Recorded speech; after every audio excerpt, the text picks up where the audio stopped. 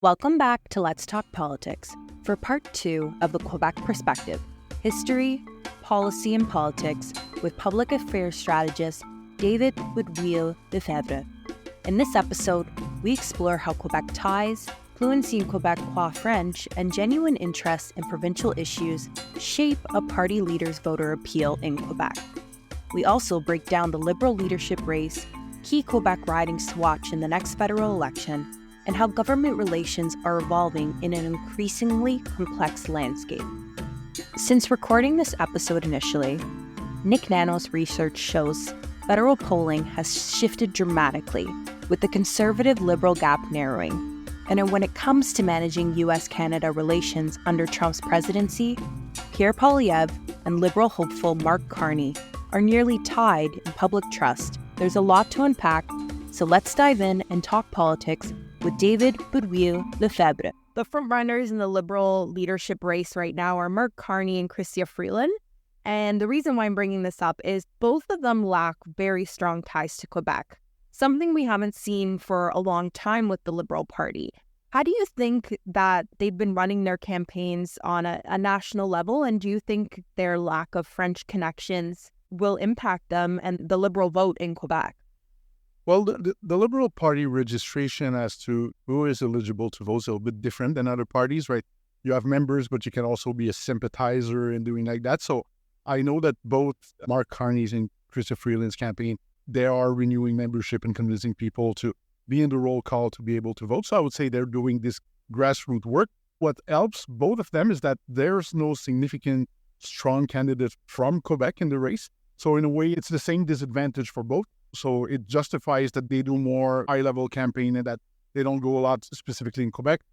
Mr. Carney's strategy has been, well, if I want to have success in Quebec, let's make sure I get the Quebec MPs and especially the ministers to endorse me. I think he's done a very good job at doing that. But at the same time, Chrystia Freeland, having been a Minister of Finance for so many years, has a lot of ties with the Quebec business community. So I think Mr. Carney has an advantage because he has more real people on the ground. But Chrystia Freeland has most probably definitely a better name recognition to be able to do that. So I was not very surprised that they're not coming out of Quebec and that they're rather using surrogates to campaign for them in the province. Interesting. Do you think we get into election, whoever the candidate is, do you think that would deter voters from maybe if they were thinking about voting Liberal just because they don't have that? Like, I'm thinking of the average Joe, because you mentioned business communities and representation through those surrogates with the ministers. The ministers obviously have a lot of Trudeau baggage and baggage associated with it.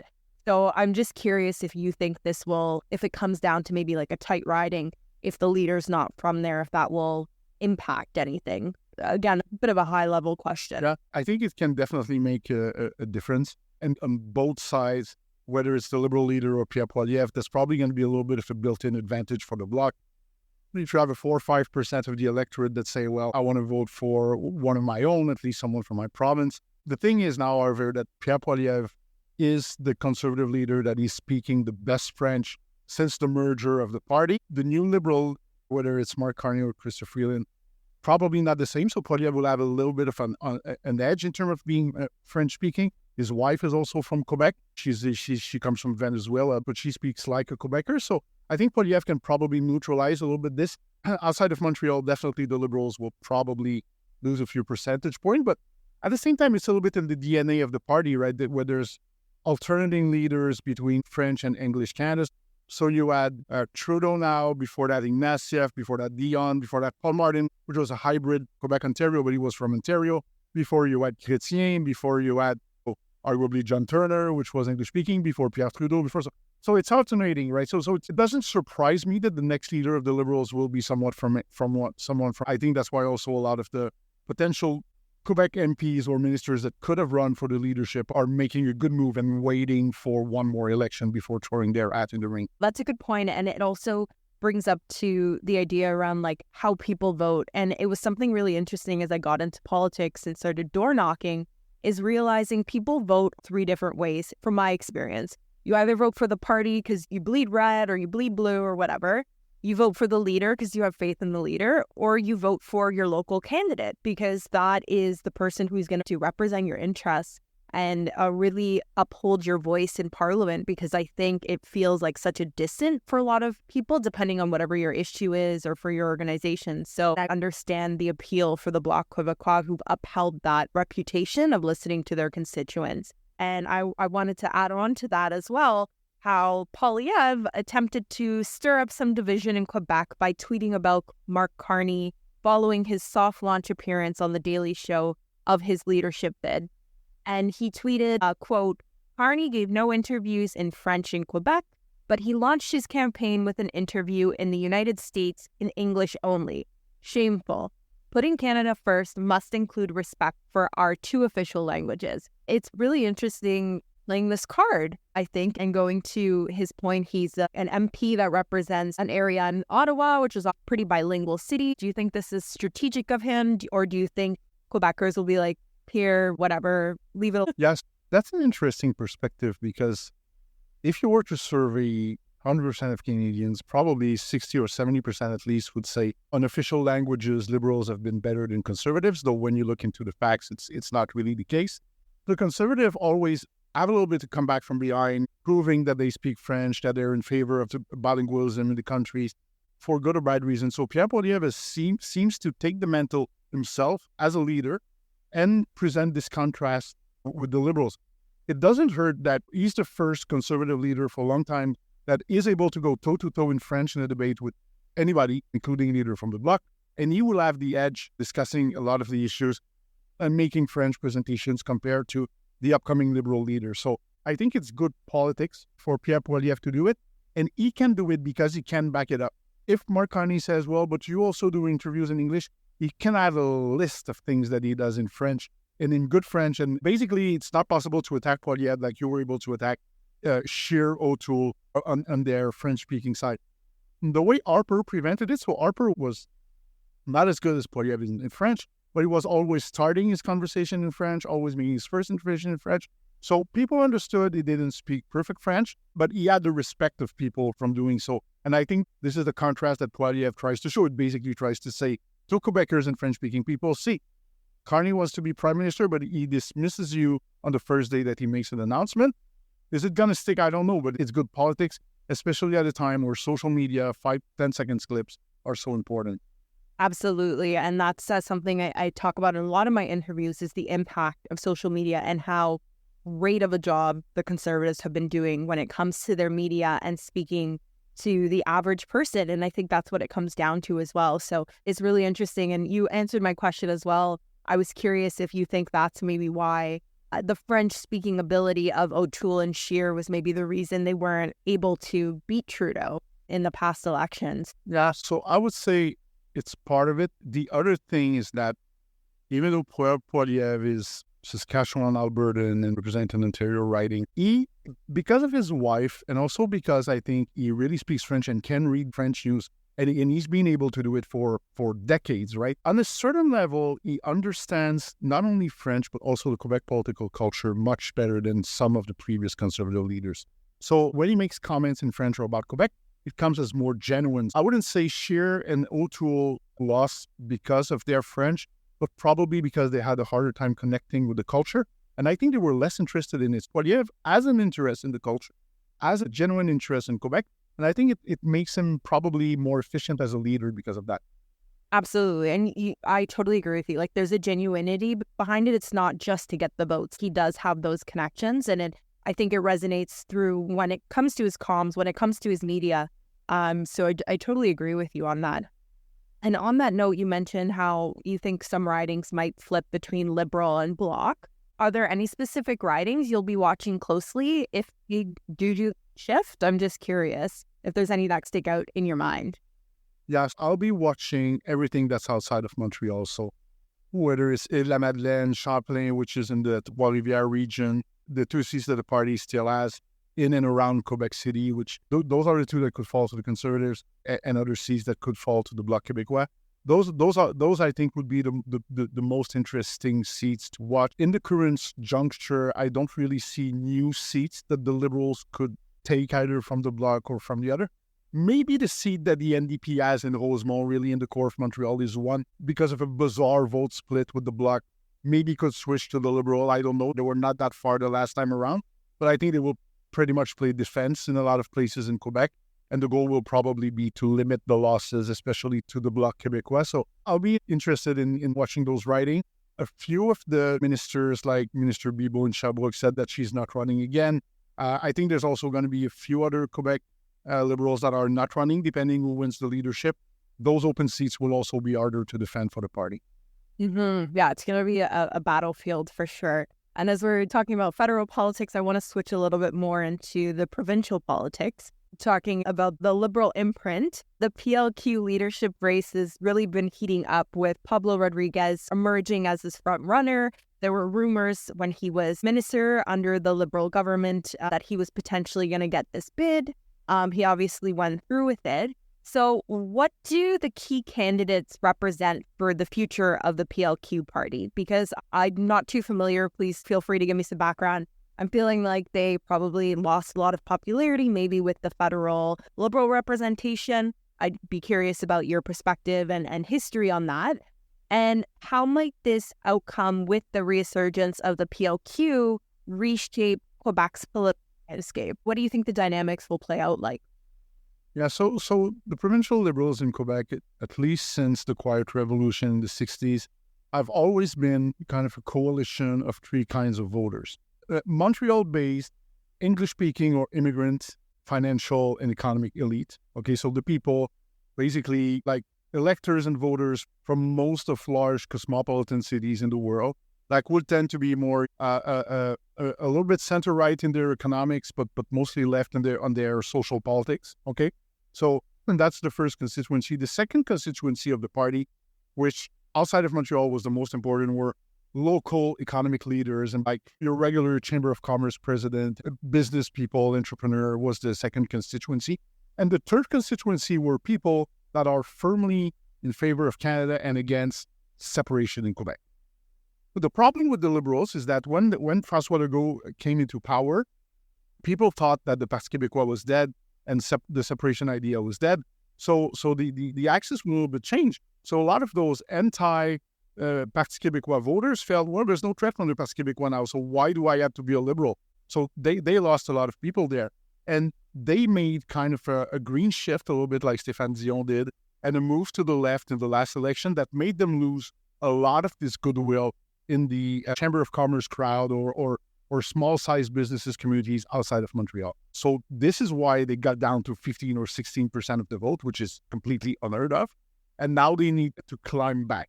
So it's not surprising that they have two kind of candidates, pro-Canada, anti-separation candidates like Pablo Rodriguez, and pro-economic business candidates like Charles Millard or other candidates. So they're basically trying to rebuild their coalition with the candidates that they have. Quebec doesn't have an election until 2026. Typically in Ontario, again, coming from my perspective, federally and provincially often don't see the same party in power. So if you have a conservative federal government, it's usually a Liberal provincial party or vice versa. Do these kind of dynamics also happen in Quebec, or is it more, again, going back to the history of it, which is so rich and still so close in many people's mind, impact how those provincial dynamics and how people vote? I would say from before the first referendum in 1980, those things happened because the Liberal Party in Quebec was very much identified with the Liberal Party at the federal level.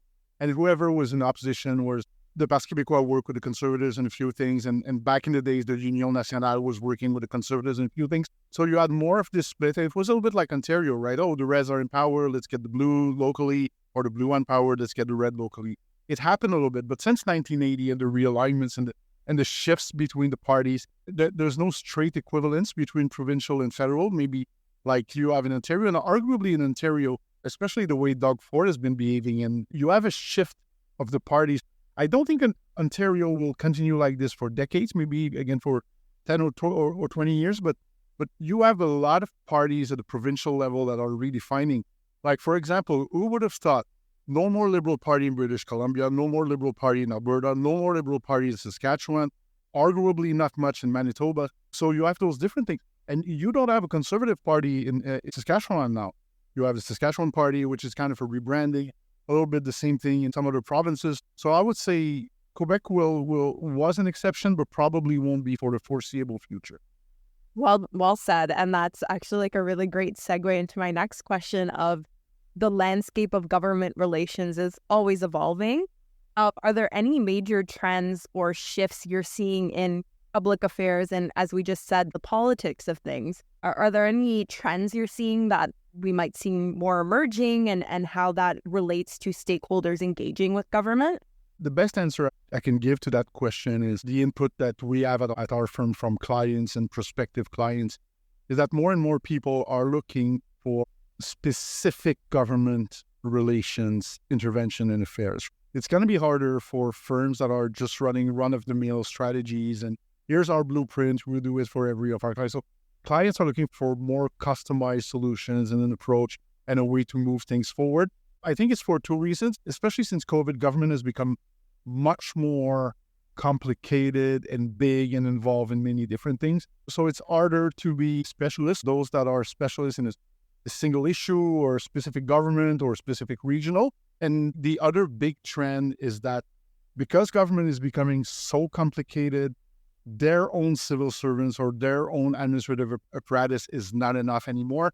No wonder why firms like EY, McKinsey, and other have tons of consulting contracts because government just doesn't have the capacity to attract and retain sufficient expertise anymore. So I think this is also an opening for especially industry associations that can bring this expertise to the table almost for free to governments to be able to better policy and to write better regulations. I think this is the big opening that is there right now for government relations in a collaborative relationship with government. Not so much as confronting, saying, oh, government, you should do this, you should do that, but we think you should do that. Here's how we can help. So I think there's a future for lobbying and government affairs for companies and for industries, of course, but I think trade association and industry associations will be more important than ever. Absolutely. And it's just such a hot topic now. And despite all this media flare up right now with tariffs, like this is going to have long lasting impacts and the whole dynamics completely changed. I said this when I worked in government, like we need that private sector experience. And I felt like working in the Liberal government, there was a bit of that hesitancy to engage with them. And I never understood why, because you need to talk to private sector to understand how things work. How is it going to impact them and their employees? It's interesting because I know the Conservatives have a bit more of that trait when it comes to business entities engagement. Obviously, any government's going to favor their own stakeholders over other ones, but yes. Engagement level. Yeah, I think it's a good point for the private sector, but I would go as far to say that this is also true for the community service sector and other sectors. For example, if you want to implement a housing policy, for example, in downtown Toronto, yes, you want to listen to the private sector, the constructors, the contractors, the financial sector to be able to have the right policies. But you also need to speak with the community sector, say, well, what are the needs? What kind of people would be in these housing projects? How do we want to move that forward? So I would say in general, it's not only an openness to the private sector, but it's an openness to a variety of stakeholders to make sure that government can have the input that their civil service, the civil service is becoming more and more people that want to execute policy rather than advise on policy. It's not me saying that, it's been in research all around. The reason is because the public sector cannot pay enough now to retain those workers. They go work in the public sector, in the private sector, in the nonprofit world. So I think you need to put all those people together to get to better policies. And it is our role as government affairs people to make sure that to be the right conduit to get to those better policies. Mm-hmm, absolutely. And on that note as well, as a public affairs expert, what advice do you have to your clients or anyone engaging with government that want to propose their advocacy and push their public policy ideas? Is there any key advice you would share with them? Yeah, I think the first piece of advice I would tell them is make sure that you know what you're wishing for and what you want to see happen and what you think is good policy. Because without that, it's very hard to be able to find a common point to discuss with government. Because when you go, oh, we want to reduce taxes, well, this is a little bit too vague, right? You need to be more precise. And second, you need to also be able to demonstrate how what you advocate for would be better for people, for government, of course, for yourself. I hope, it's obvious for you that you can devise that. And the third thing is to find the right conduit and the people that will do it the right way to protect your reputation, to be able to forward a positive relationship with the government or the civil servants that we work with. You have a good footprint and you're able to work on issues moving forward. I often say that the clients that we like to work for the most are people that are staying with us and willing to develop those relationships on a long-term basis, because you don't see the immediate benefit in 1, 2, or 3 months. It takes a little bit of a longer time, and you figure that you can work on different issues with different people. And I think that's the way to move things forward in government relations.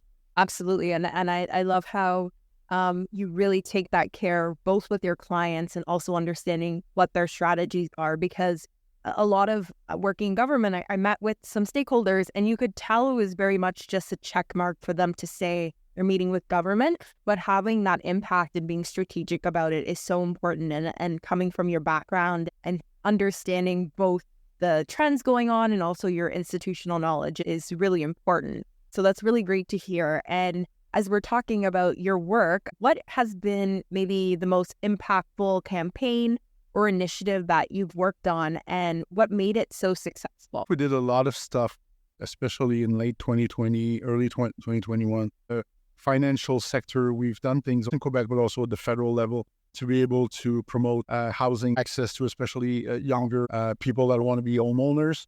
I think this is also a big success.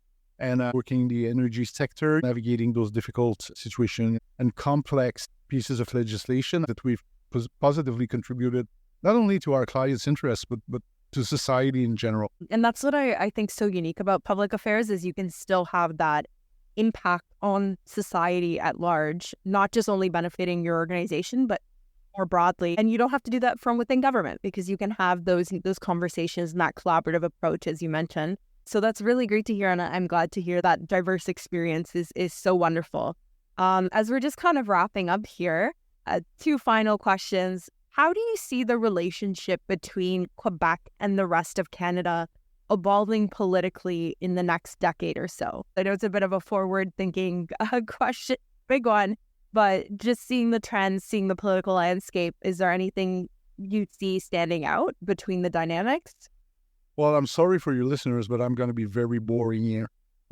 Honestly, I see more of the same. I think what has happened since the last referendum on separation in Quebec in 1995, which is basically we do ourselves, each on our side, French Canada and English Canada, and we communicate and we mix at the federal level for some of our common issues. I think this country has found some kind of common ground in terms of the organization of the country, and this works definitely much better than the open conflict that we had before between different communities. I think the next step, if we want the country to get to grow a little bit more closer together, I think it's going to be done for different organizations, whether it's in business or unions, or I don't think it's going to happen really from a top down, from the political level down. I think it has to be more of a grassroots movement of people working together in different fields and finding that they have common interests between different provinces, different language, or different communities. And, we like to think that we do our small part with what we in our business and the model that we have to help English Canadian companies and national associations for their work in Quebec. And at the same time, maintaining those good relationships with people outside of Quebec, because there are clients, there are friends, and there are people that we like to work with. But I think it's the multiplication of those efforts that could change a thing. Otherwise, it's going to stay the same, which being 50 years old in a few weeks, I remember the time that all the news and the politics was about, is Quebec going to separate, things like that. I would say the general situation today is still much better than it was before. Interesting. And my last question here, I'm asking all my guests this. What are your election predictions with all this chaos going on? Do you think it's going to be Carney leading the Liberals? Do you think we're going to have a majority Conservatives? I'm curious what your thoughts are.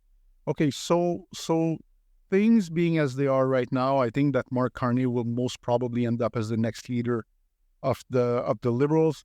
He's probably going to lose the election to Pierre Poilievre, but not in a super big landslide like the pollster was saying in late December and early January. I don't see a way that the Liberals are not the official opposition. I think the Conservatives would most probably be in a majority government, even probably a comfortable majority government. But, it's a little bit like when Harper lost, the party was not in disarray. They were able from day one to be a strong opposition and to be able to herd the cats and to and to be efficient and effective in the House of Commons. I expect the same of the Liberals. I expect there will be enough respectable people, strong people, experienced people to stay on. And they will have to do like all party do, spend 4 or 8 years in opposition. Maybe the new leader stays, maybe the new leader goes.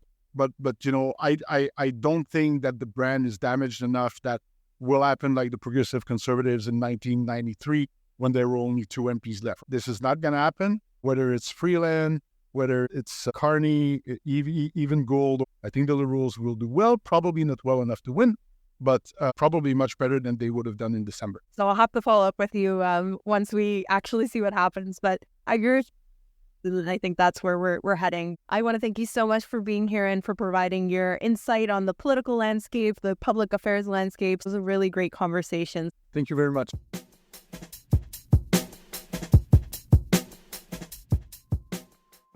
Thanks for tuning in to Let's Talk Politics.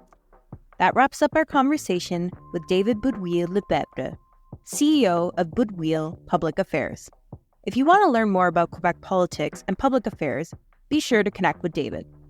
I hope you enjoyed this discussion and learned something new along the way. I'm your host, Julia Pinella. Join me next week as we talk politics with another exciting guest. See you then.